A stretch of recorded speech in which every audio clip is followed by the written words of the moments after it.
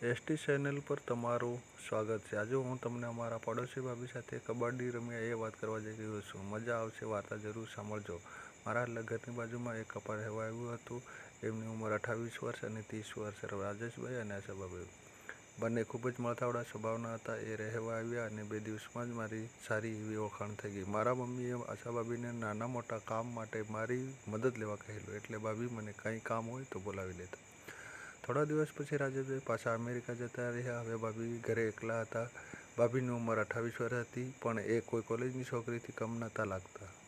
5 ફૂટ 4 ઇંચની height, પાતળી કમર અને ગોરા મલાઈ જેવા એના ઓઠ અંગ્રેજો જેવા હતા। એક દિવસ સવાર સમયે ભાભીએ મને એમના ઘરે બોલાવ્યા અને માળિયામાંથી કંઈક સામાન ઉતારવો હતો।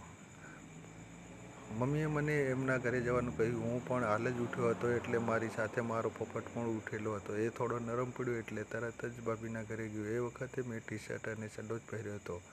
મારા ચડ્ડા પરથી મારા પોપટનો ઉભાર સાફ દેખાઈ આવતો હતો અને હું ભાભીના ઘરે ગયો અને ટેબલ પર ચડીને એમને જરૂરી સામાન આપવા લાગ્યો। ભાભી ખૂબ જ મજાકિયા સ્વભાવના હતા।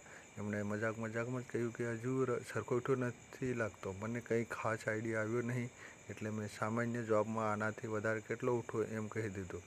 ભાભી મારા હાથમાંથી સામાન લેવાના બહાને 2-3 વખત મારા ઊંઘેલા પોપટને હાથ અડાડી દીધો। કદાચ એ વખતે જ એમને મારા પોપટની સાઈઝનો અંદાજ આવી ગયો હતો। મારું પણ થોડુંક ધ્યાન ગયું, પણ મેં એ વસ્તુ પર નજરઅંદાજ કર્યું। બીજા દિવસે મમ્મી પપ્પાને કોઈ સગાના ઘરે જવાનું થયું, એટલે એ સવારે વહેલા જ નીકળી ગયા। સવારે 8 વાગ્યાની આસપાસ ભાભીએ મને એમના ઘરે ચા પીવા માટે બોલાવ્યો। હું પણ બ્રશ કરીને એમના ઘરે પહોંચી ગયો। થોડી ઘણી વાતચીત કરીને ભાભી ચા નાસ્તો લાવ્યા અને અમે એ પૂરું કર્યું। ભાભીએ એ વખતે મને બપોરનું જમવાનું કહી દીધું। પછી હું ઘરે આવ્યો અને નાહી ધોઈને તૈયાર થઈને પાછો ભાભીના ઘરે પહોંચી ગયો। ભાભી રસોઈ બનાવતા હતા અને હું ટીવી જોઈ રહ્યો હતો। એ વખતે ભાભી મને મારી કોલેજ વિશે પૂછી રહ્યા હતા।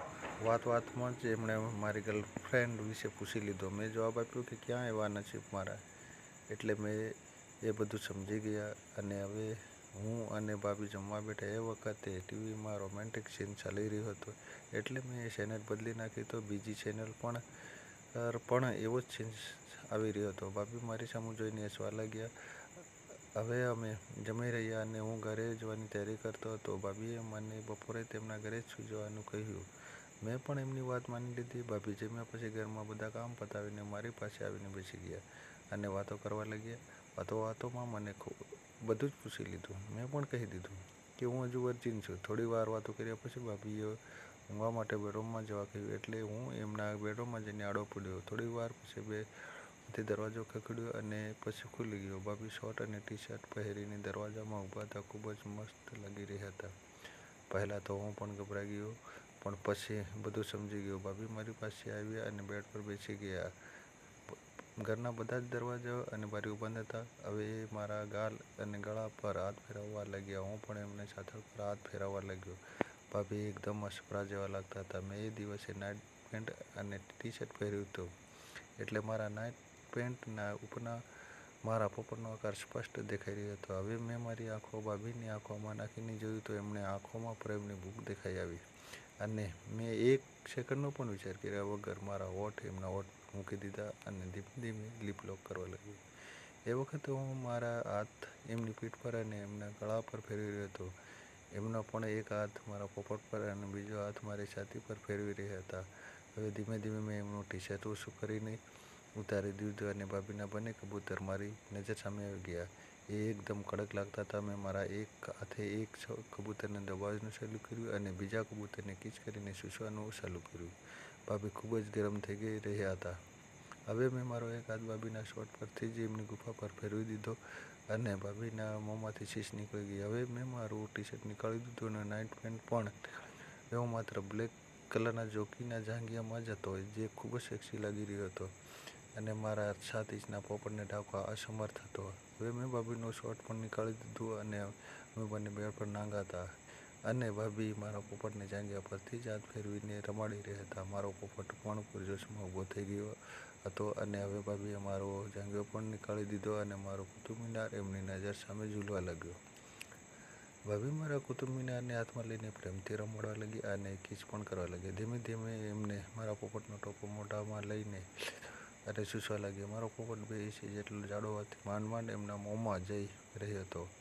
મને પણ ખૂબ મજા આવી રહી હતી અને મારા પોપટા માટે સિસકારી નીકળી રહી હતી. થોડી વાર સુધી મારો પોપટ ચૂસ્યા પછી ભાભી બેડ પર ટેકો લઈને પોતાના 2 પગ પહોળા કરીને બેસી ગયા અને મને ગુફા છાંટવાનો ઈરાદો. હું પણ ઈશારો સમજી ગયો અને એમના 2 પગ વચ્ચે પહોંચી ગયો. ગુલાબી કલરની એમની ગુફા જોઈ મારા મોઢામાં પાણી આવી ગયું અને મેં તરત જ મારું મોઢું એમની ગુફામાં હોઠ પર લગાડી દીધું. પહેલાં તો મને થોડોક અજીબ ટેસ્ટ લાગ્યો, પણ મેં મૂવીમાં આ બધું જોયું હતું એટલે મજા લેવાની અપેક્ષા હું છાંટવા લાગ્યો. હવે મેં મારી જીભના હોલમાં જવા દીધી અને મને મારી અપેક્ષા મુજબ મજા આવવા લાગી. ભાભીના મોંમાંથી સિસકારી નીકળી ગઈ અને એમણે પોતાની આંખો બંધ કરી લીધી. હું પણ મારી જીભ વધારે અંદર નાખીને પાણી છાંટી રહ્યો હતો અને એ પણ મારો ઉત્સાહ વધારી રહ્યા હતા. હું એમની ગુફા છાંટતી વખતે એમના કબૂતરને પણ મારો હાથ લાંબો કરીને રમાડી રહ્યો હતો. હવે મેં ભાભીની ગુફામાંથી મારી જીભ બહાર કાઢી અને અમે બંને જણ પાછા લિપલોક કરવા લાગ્યા. ભાભીને પણ આવું કરવાનું ખૂબ મજા આવી રહી હતી. હવે ભાભી તૈયાર થઈ ગયા હતા. ભાભી હવે પોતે સીધા સૂઈ ગયા અને પોતાના બંને પગ પહોળા કરી દીધા. એ પણ પોતાની કમર નીચે 2 સિક્કા પણ રાખી દીધા એટલે એમની ગુફા મારા પોપટના લેવલમાં આવી ગઈ. મેં પણ ઉતાવળમાં મારો પોપટ એમની પર દબાવી દીધો. મારો પોપટ લપસી ગયો એટલે એ હસવા લાગ્યા. મને પણ નવાઈ લાગી. એ કહેવા લાગ્યા કે હું હજુ નવો છું એટલે આટલા જલ્દી સેટ ના થાય. હવે મેં મારા પોપટને પોતાના હાથથી પકડ્યો અને મેં હોલના કાણા પર સેટ કર્યો. પછી મને ધીમેથી દબાવવાનું કહ્યું. આ વખતે એમના કહ્યા મુજબ કર્યું અને મારો પોપટ એમની ગુફામાં ઘૂસી ગયો. એમના મોંમાંથી આહ નીકળી ગયું અને હું પણ એટલો જ અટકી ગયો. મેં મારો એક હાથ એમના ગળામાં ફેરવ્યો અને બીજો હાથે એમના કબૂતરને દબાવવાનું ચાલુ કર્યું એટલે એ ફરીથી 4 ઇંચ જેટલો પોપટ એ ગુફામાં ઉતારી દીધો અને ધીમે અંદર બહાર કરવા લાગ્યો. મને ખૂબ જ મજા આવી રહી હતી. મારો પોપટ ભાભીની ચીકણી ગુફામાં લપસી રહ્યો હતો અને પોપટની આજુબાજુ ગુફાની ચામડી ઘસાઈ રહી હતી. ભાભી પણ આંખો બંધ કરીને મારા પોપટની મજા લઈ રહ્યા હતા. હું પણ ભાભીના કબૂતર જોરથી દબાવી રહ્યો હતો અને કરતી વખતે એમના કબૂતર પણ ખિસકાઈ રહ્યો હતો. આખા બેડરૂમમાં સપ એવો અવાજ આવી રહ્યો હતો. ભાભીની ઉંમર 28 વર્ષ હતી પણ એ કોઈ કોલેજની છોકરીથી કમ નહોતા લાગતા. પણ 5 ફૂટ 4 ઇંચની હાઈટ, પાતળી કમર અને ગોરા મલાઈ જેવા એમનું ફિગર મસ્ત હતું, એકદમ અંગ્રેજ મેડમ જેવા. અમે બંને અમારા સંપર્કમાં મસ્ત હતા. અમને બંનેને ખૂબ મજા આવી રહી હતી. એટલામાં ભાભીના ફોનમાં રિંગ વાગી. એમના કોઈ સગા એમના ઘરે આવી રહ્યા હતા. અમારા બંનેનો મૂડ થોડોક ઓફ પણ સાંજે મળવાની પ્રોમિસ કરીને અમે છૂટા પડ્યા.